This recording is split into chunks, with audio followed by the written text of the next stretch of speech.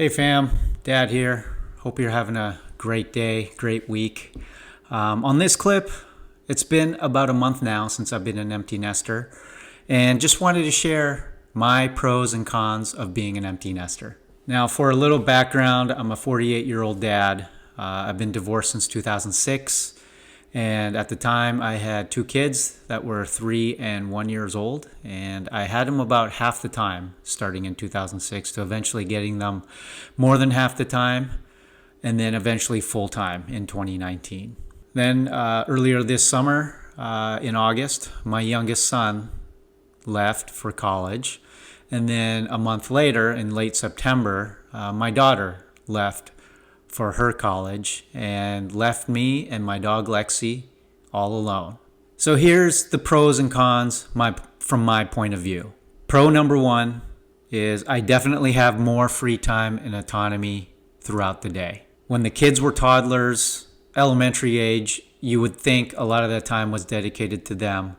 But even when my kids were in high school, I still had to dedicate time to them, attend their events, cook dinner, grocery shop for the family, organize, plan trips as a family, all that good stuff. So from, the time that they were born till the time they left for college, a lot of time was dedicated to them and us as a family.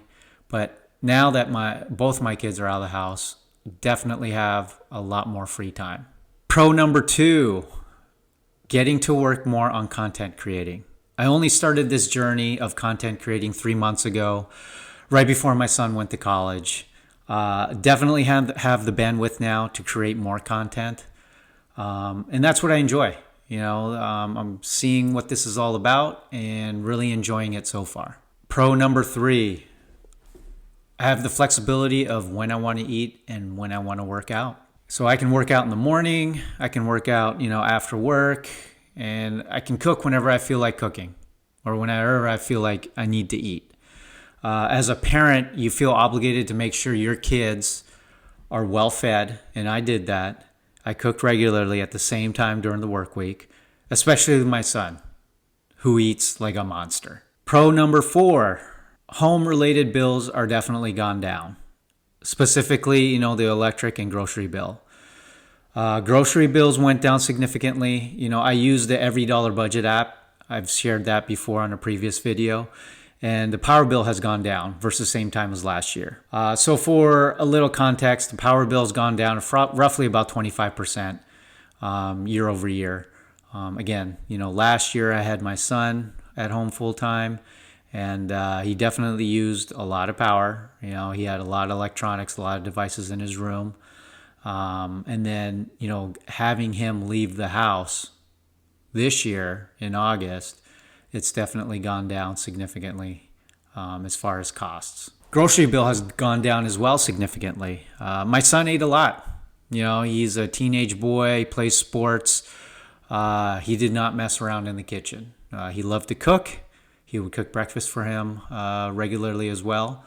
But on a grand scheme of things, when both kids were in the house, even when it was only my son that was in the house, I averaged roughly about $800 to $900 a month in groceries. In October 2023, with both kids gone to college, my grocery bill for the month was $438.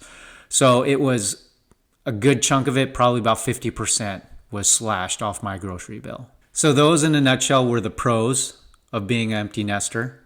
Now here's the cons of being an empty nester, at least from my point of view, 1 month into it.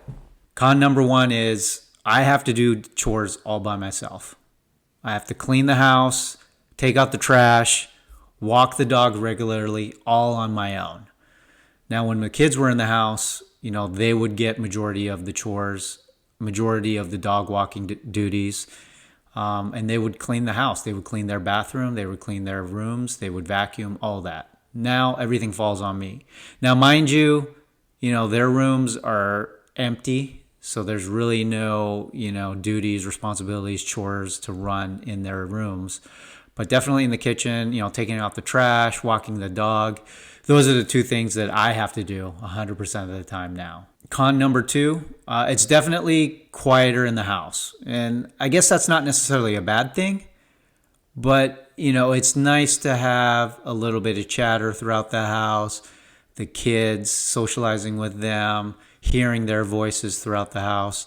That's something I do miss a little bit of it. But, in essence, I do have to understand that they are adults, that they're growing up, and they need to kind of, blossom out into the real world and learn how to be adults. So I'm okay with that. I think it helps as well just FaceTiming with them regularly, texting them regularly as well, just to kind of make sure that we have that line of communication open week in and week out. Con number 3, college bills have increased. So this is what I expected. Obviously, both kids going off to school, going off to college, there's going to be a huge expense that comes with that. My daughter will graduate in June of 2024. Then it will be my son. It will only be my son that will be left to finance for college. He is in a more expensive private college, but we agreed that he would graduate in 3 years versus the typical 4 years. And I'll show a link down below as far as, the link on how I'm paying for my son's college. So those are kind of my point of view thoughts on the pros and cons of being an empty nester. Again, it's only been a little over a month, close to today's date. I think it's roughly about 40 days post being an empty nester. So I'll post a future video on what it's looking like, maybe 6 months from now, a year from now, seeing what it's like to be an empty nester. So tell me your thoughts, leave a comment, subscribe to my channel. Again, these are my perspectives and views. I'm not a certified professional, I'm just a dad. So stay safe, stay positive, and be happy. Love you, Dad.